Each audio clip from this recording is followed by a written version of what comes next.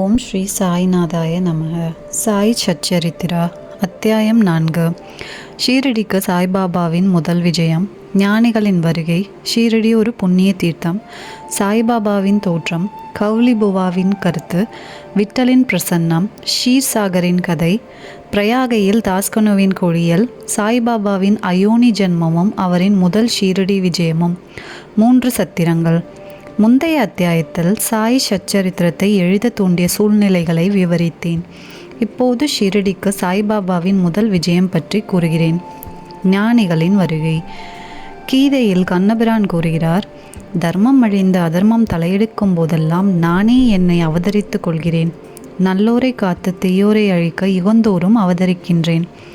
இதுவே பகவானின் அவதார நோக்கம். பகவானின் சார்பாக ரிஷிகளும் ஞானிகளும் இப்பூவுலகில் தக்க தருணத்தில் தோன்றி அவதார நோக்கம் நிறைவேறும் முகமாக தமக்கே உரித்தான முறையில் உதவி செய்கிறார்கள்.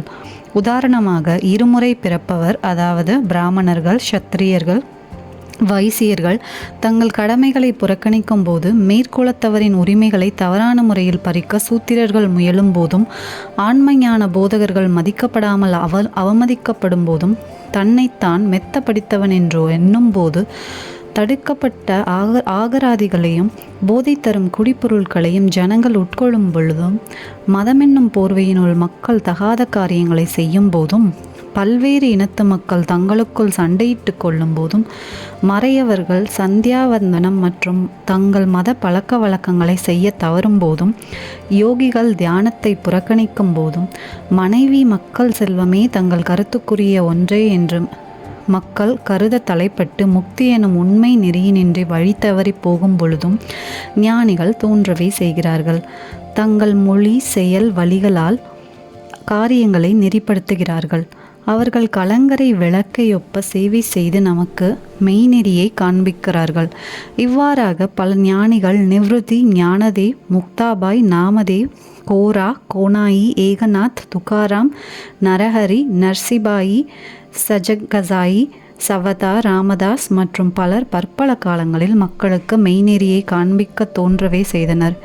இவ்வகையில் இறுதியாக ஷீரடி சாய்பாபாவும் விஜயம் செய்தார். ஷீரடி ஒரு புண்ணிய தீர்த்தம். அகமத் நகர ஜில்லாவில் உள்ள கோதாவரி ஆற்றங்கரை மிகவும் அதிர்ஷ்டம் படைத்ததாகும். ஏனெனில் அநேக ஞானிகளை ஈன்று புறந்தும் அடைக்கலம் கொடுத்தும் இருக்கிறது. அவர்களுள் முக்கியமானவர் ஞானேஸ்வர். ஷீரடியும் அகமத் நகர ஜில்லாவில் உள்ள கோப்பர்காங் தாலுகாவில் தான் இருக்கிறது. கோப்பர்காங்கில் உள்ள கோதாவரி ஆற்றை கடந்தவுடன் நீங்கள் ஷீரடிக்குள்ள வழியை அடைகிறீர்கள். 9 மைல்கள் சென்றதும் நீம்காங் அடைகிறீர்கள். அவ்விடத்து நின்று ஷீரடி தெரிகிறது. கிருஷ்ணா ஆற்றங்கரையில் உள்ள கங்காப்பூர், நரசிம்ஹவாடி, ஹவுதம்பூர் போன்ற மற்ற புனித கஷேத்திரங்களைப் போன்று ஷீரடியும் அறிமுகமானதும் புகழ்பெற்றதும் ஆகும். தாமாஜி செழித்து விளங்கியதும் ஆசிர்வதித்ததுமான பண்டரிபுரத்துக்கு அருகில் உள்ள மங்கள் வேடாவை போன்றும், சமர்த்த ராம்தாஸ் சஜ்ஜன்கட்டில் விளங்கியதை போன்றும், நரசிம்ம சரஸ்வதி நரோபாஷி வாடியில் விளங்கியதை போன்றும், சாய்நாத் ஷீரடியில் செழித்து விளங்கிய அக்தை வாழ்த்தினார். சாய்பாபாவின் சத்துவ குணரூபம். சாய்பாபாவினால் ஷீரடி முக்கியத்துவம் பெற்றது. சாய்பாபா எத்தகைய பண்புள்ளவர் என்பதை காண்போம். கடப்பதற்கு மிகவும் கடினமான இகவாழ்வை அவர் வென்றார். சாந்தி அல்லது மன அமைதியே அவரின் அணிகலன், விவேகத்தின் பெட்டகம். அவர் வைணவ அடியார்களின் தாயகமாவார். அவர் கர்ணனையொப்ப வள்ளல்களுள் எல்லாம் தலை சிறந்த வள்ளலாக விளங்கினார். சாராம்சம் அனைத்து நின்றும் பெற்ற சாராம்சமாகவும் இருந்தார். அவருக்கு அழியும் பொருட்கள் மீது ஆசை இல்லை. அவருடைய ஒரே ஈடுபாடான ஆன்ம உணர்விலேயே எப்போதும் கவரப்பட்டார். இவ்வுலக பொருட்களிலோ அல்லது இவ்வுலகத்தை கடந்தவற்றிலோ அவர் மகிழ்ச்சி அடையவில்லை. அவரின் அந்தரங்கம் ஒரு கண்ணாடி போன்று தூய்மையானது. அவரின் மொழிகள் எப்போதும் அமுதத்தை பெய்தன. பணக்காரர், ஏழை யாவரும் அவருக்கு ஒன்றே. புகழ்ச்சி, இகழ்ச்சி இவற்றை அவர் அறிந்திருக்கவில்லை அல்லது மதிக்கவில்லை. அவரே எல்லா உயிர்கற்கும் இறைவன் ஆவார். அவர் சரளமாக பேசி அனைவருடன் பழகினார். நடிப்பையே தொழிலாக கொண்ட குமரிகளின் நடிப்பையும் நாட்டியத்தையும் கண்டார். கஜல் பாடல்களை கேட்டார். ஆயினும் இம்மியளவும் சமாதி நிலையிலிருந்து அவர் விலகவில்லை. அல்லாவின் நாமம் எப்போதும் அவர் நாவில் இருந்தது. இவ்வுலகம் விழித்திருக்கும் போது அவர் தூங்கினார். இவ்வுலகம் தூங்கும்போது அவர் சுறுசுறுப்பாய் இருந்தார். ஆழ்ந்த கடலையொப்ப அவர் மனம் அமைதியாயிருந்தது. அவரது இருப்பிடத்தை தீர்மானிக்க இயலாததாயிருந்தது மற்றும் அவர் செய்கைகள் நிச்சயமாக தீர்க்கப்பட இயலாததாயிருந்தது. அவர் ஓரிடத்தில் வாழ்ந்தார், எனினும் இவ்வுலகின் நடவடிக்கைகள் அனைத்தையும் அவர் அறிவார். அவரின் தர்பார் கவர்ச்சிகரமானது. தினந்தோறும் நூற்றுக்கணக்கான கதைகளை திருவாய் மலர்ந்தார். ஆனாலும் மௌன விரதத்திலிருந்து இம்மி அளவும் பிறழவில்லை. மசூதியில் உள்ள சுவரின் மீது அவர் எப்போதும் சாய்ந்து கொண்டிருந்தார், அல்லது காலை மதியம் மாலை இவற்றில் லெண்டி தோட்டம் சாவடி இவற்றை நோக்கி நடந்து கொண்டிருந்தார். ஆயினும் எப்போதும் ஆன்ம உணர்வில் கருத்துள்ளவராகவே இருந்தார். சித்தராயனும் சாதகரை போன்று நடித்தார். அவர் எளிமையாகவும் தாழ்வாகவும் அகங்காரமற்றும் இருந்து எல்லோரையும் மகிழ்வித்தார். இவரே சாய்பாபா. ஷீரடி மண் சாய்பாபாவின் திருவடிகள் மிதிப்பட்டதால் அசாதாரண முக்கியத்துவம் பெற்றது. ஆழந்தியை ஞானேஸ்வரனும் பைரானை ஏகநாதரும் உயர்த்தியதை ஒப்ப ஷீரடியை சாயி உயர்த்தினார். ஷீரடியின் புல்லின் அரும்புகளும் கற்களும் ஆசிர்வதிக்கப்பட்டவைகள், ஏனெனில் அவைகள் எளிதாக சாயியின் திருவடிகளை முத்தமிட முடியும். திருவடி தூளிகளை நமது தலையில் ஏற்றிக்கொள்ள முடியும். நமது அடியவர்களுக்கு ஷீரடி மற்றும் ஒரு பண்டரிபுரம், ஜெகநாதம், துவாரகை, காஷி, ராமேஸ்வரம், பத்ரி, கேதாரம், நாசிக், திரியம்பகேஸ்வரம், உஜ்ஜாயினி, மகாலேஸ்வரர் அல்லது மகாபலீஸ்வர கோகர்ணம் போன்ற ஆகியது. ஷீரடியில் சாய்பாபாவுடன் தொடர்பு கொள்வதே நமது வேதமும் தந்திரமும். அஃது உலக உணர்வை தனித்து தன்னுணர்வை எளிதில் வழங்குகிறது. சாய்பாபாவின் தரிசனமே நமது யோக சாதனம். அவருடன் பேசுவது நமது பாவங்களை கழித்துறச் செய்யும். அவரின் திருவடிகளுக்கு நறுமண எண்ணெய் தேய்ப்பதே நமது திருவேணி பிரயாகி நீராடல். அவரின் திருவடி தீர்த்தத்தை அருந்துவதனால் நமது ஆசைகள் அற்றுவிடும். அவரின் ஆணையே வேதம். அவர் உதியையும் பிரசாதத்தையும் உண்ணலே எல்லாற்றையும் தூய்மையாக்கும். நமக்கு ஆறுதல் அளித்த அவரே நமது கிருஷ்ணர், ராமர். அவரே நமது பரபிரம்மம். அவர் தாமே மாறுபட்ட இருவினைகளுக்கு அப்பாற்பட்டவராய் தாழ்த்தப்படாமலும் உயர்த்தப்படாமலும் இருந்தார். அவர் எப்போதும் ஆன்மத்தில் சத் சித்து ஆனந்தமாக கவரப்பட்டார். அவரின் இருப்பிடம் ஷீரடி ஆனாலும் அவரின் செயல் இலக்குகள் பறந்து பஞ்சாப், கல்கத்தா, வட இந்தியா, குஜராத், தக்காணம், கன்னடம் ஆகிய வரைக்கும் விரிந்திருந்தது. இவ்வாறாக திக்கட்டும் நெடுந்தோறும் சாயியின் புகழ் பரவி எல்லா பகுதிகளிலிருந்தும் அடியவர் திருக்கூட்டம் அவரின் தரிசனத்தையும் ஆசீர்வாதத்தையும் பெறுவதற்காக வந்தது. அவருடைய தரிசனம் ஒன்றினாலேயே மக்களின் மனம் சுத்தமாக இருப்பினும் இல்லாவிட்டாலும் கணத்தில் அமைதியடையும். பண்டரிபுர விட்டல் ரகுமாயை சேவித்த அதே ஈடு இணையற்ற மகிழ்ச்சியை அவர்கள் பெற்றார்கள். இது மிகையாகாது. இது போன்ற ஓர் அடியவர் சொல்வதை எண்ணுங்கள். கவுலிபுவாவின் பிரகடனம். ஏறக்குறைய 95 வயதுடைய கவுலிபுவா என்னும் ஒரு பக்தர் பண்டரிபுரத்துக்கு வருடந்தோறும் சென்று வருவார். அவர் பண்டரிபுரத்தில் 8 மாதங்கள் தங்கினார். கங்கை கரையில் ஆஷாட மாதத்திலிருந்து கார்த்திகை வரை 4 மாதங்கள் தங்கினார். மூட்டைகளை சுமப்பதற்காக ஒரு கழுதையை தன்னுடனும் ஒரு சீலனை துணைவனாகவும் வைத்திருந்தார். ஒவ்வொரு ஆண்டும் தனது பண்டரிபுர விஜயத்தை செய்துவிட்டு ஷீரடிக்கு தான் மிகவும் அன்பு செலுத்திய சாய்பாபாவை பார்க்க வருவார். அவர் பாபாவை உற்று நோக்கி இவ்வாறாக கூறுவது வழக்கம்: இவரே ஏழைகளிடத்தும் தீனர்களிடத்தும் கருணை காட்டும் கடவுளான பண்டரிநாத விட்டலின் அவதாரமாவார். கவுலிபுவா விட்டலின் முதிய அடியவர். பண்டரிக்கு அநேக முறை விஜயம் செய்தார். சாய்பாபா பண்டரிநாதரே என்பதை பிரகடனம் செய்தார். விட்டல் தாமே தோன்றினார். இறைவனது நாமத்தை நினைத்து கொண்டிருத்தலிலும் பாடுதலிலும் சாய்பாபா மிகவும் விருப்பமுள்ளவர். அவர் எப்போதும் அல்லாஹ் மாலிக் மற்றும் தமது முன்னிலையில் மற்றவர்களை கடவுளது நாமத்தை இரவும் பகலும் தொடர்ந்து 7 நாட்கள் பாடும்படி செய்தார். இதற்கு நாம சப்தம் என்று பெயர். ஒருமுறை அவர் தாஸ்கனு மகாராஜை நாம சப்தம் செய்யும்படி சொன்னார். 7வது நாளின் முடிவில் விட்டல் பிரசன்னமாவதற்கு உறுதியளித்தால் தான் அதை செய்வதாக அவர் கூறினார். அதற்கு பாபா தமது நெஞ்சின் மேல் கையை வைத்து நிச்சயம் விட்டல் பிரசன்னம் ஆவார் என உறுதியளித்து, ஆனால் அந்த பக்தன் ஊக்கமுடையவனாகவும் பக்தியுடையவனாகவும் இருக்க வேண்டும் என்று கூறினார்.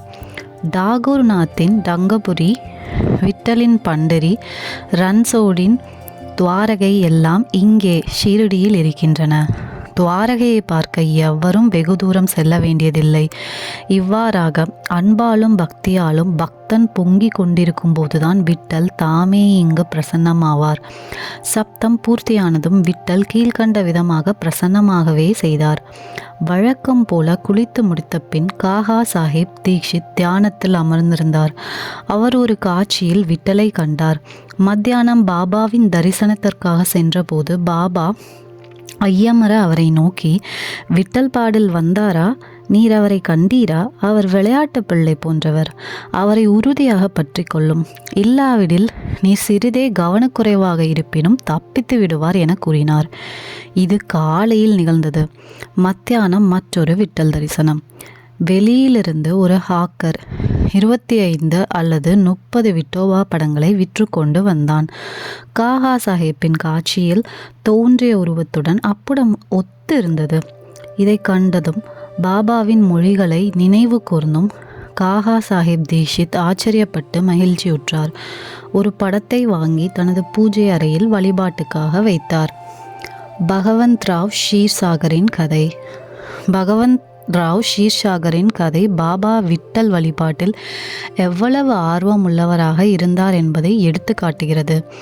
பகவந்த் ராவின் தந்தையார் விட்டோபாவின் பக்தர். பண்டரிபுரத்துக்கு வருடாந்திர பயணம் செய்யும் பழக்கமுடையவர். தமது வீட்டிலும் விட்டோபாவின் உருவம் வைத்து அவர் வழிபட்டார். அவர் இறந்த பின் அவரது மகன் வருடாந்திர பயணம், வழிபாடு, சீர்த்தம் முதலியவை அனைத்தையும் நிறுத்திவிட்டார்.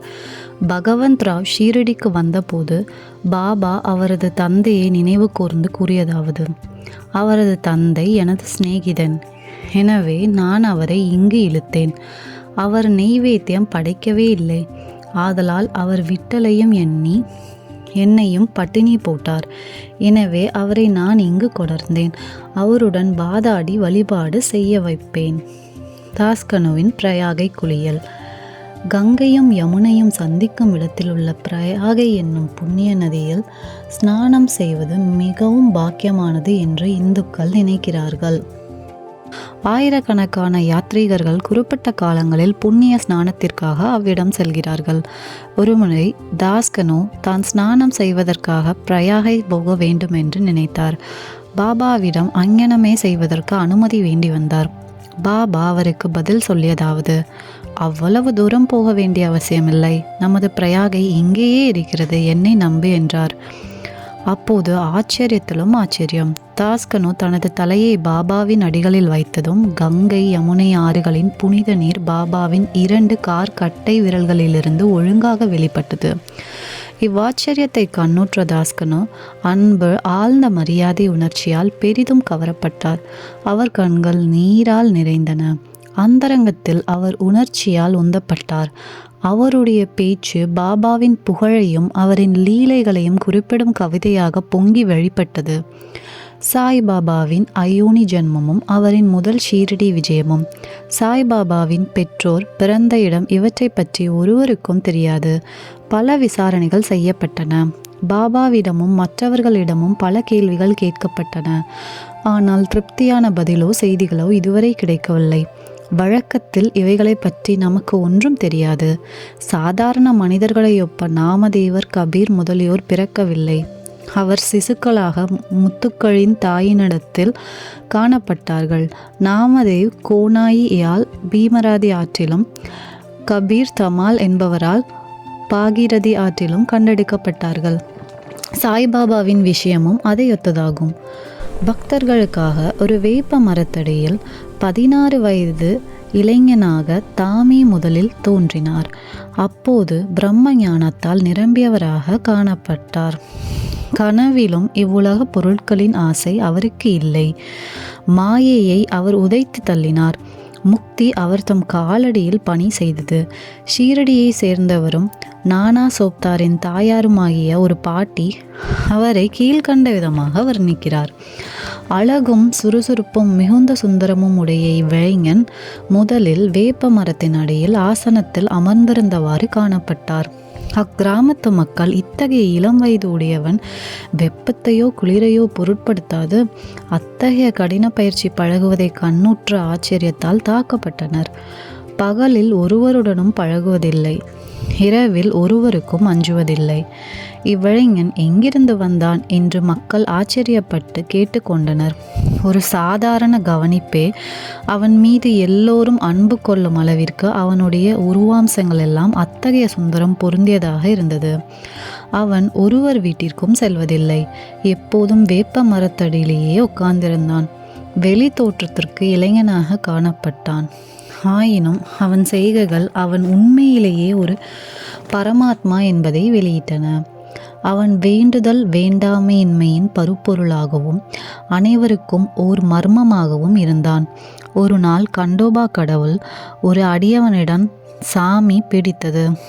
ஜனங்கள் அவரை, தெய்வமே, இவ்விளைஞனின் தந்தை யார், அவன் அப்போது வந்தான் என்பதை நீர் தயவு செய்து விசாரியும் என கேட்க துவங்கினார். அவன் வேண்டுதல் வேண்டாமையின் பருப்பொருளாகவும் அனைவருக்கும் ஓர் மர்மமாகவும் இருந்தான். ஒரு நாள் கண்டோபா கடவுள் ஒரு அடியவனின் சாமி பிடித்தது. ஜனங்கள் அவரை, தெய்வமே, இவ்விளைஞனின் தந்தை யார், அவன் எப்போது வந்தான் என்பதை நீர் தயவு செய்து விசாரியும் என கேட்க துவங்கினார்.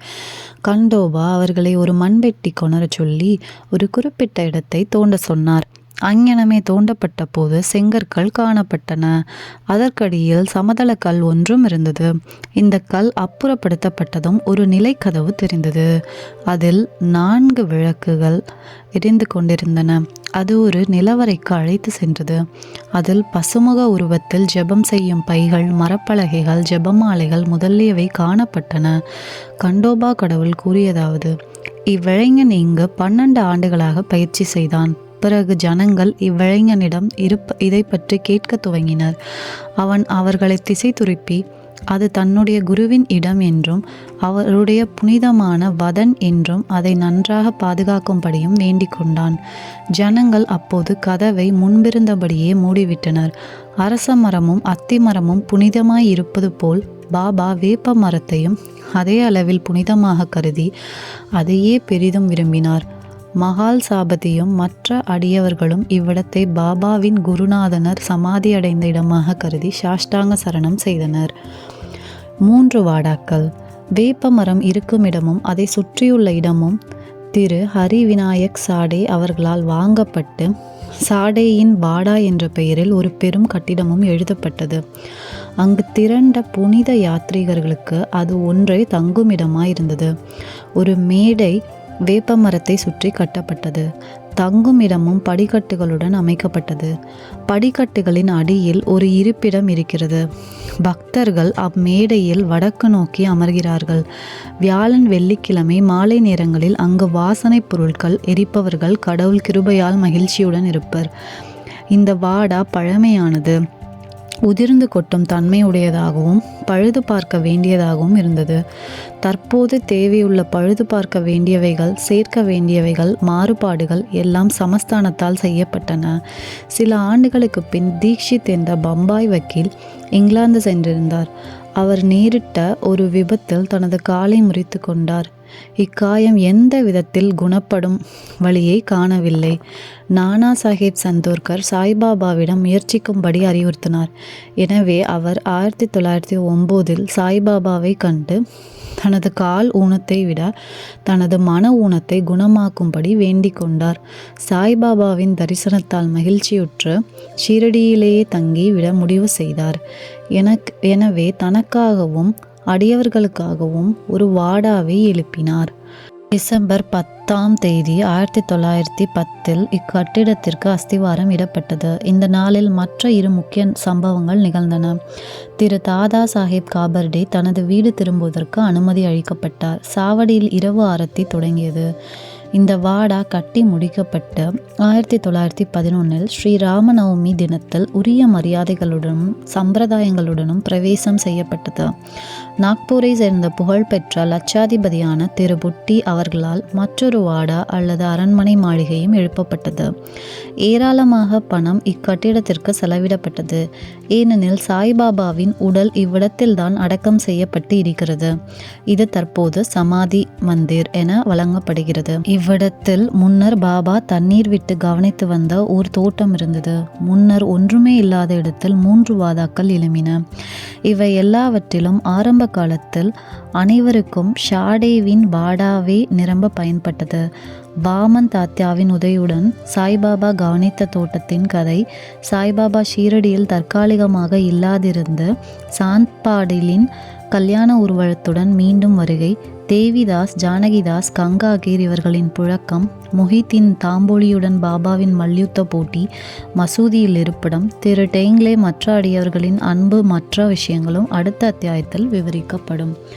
ஸ்ரீ சாயியை பணிக. அனைவருக்கும் சாந்தி நிலவட்டும். இந்த கதையை கேட்ட அனைவருக்கும் சாய்பாபாவின் அருள் கிடைக்கட்டும். ஓம் ஸ்ரீ சாய்நாதாய நமः.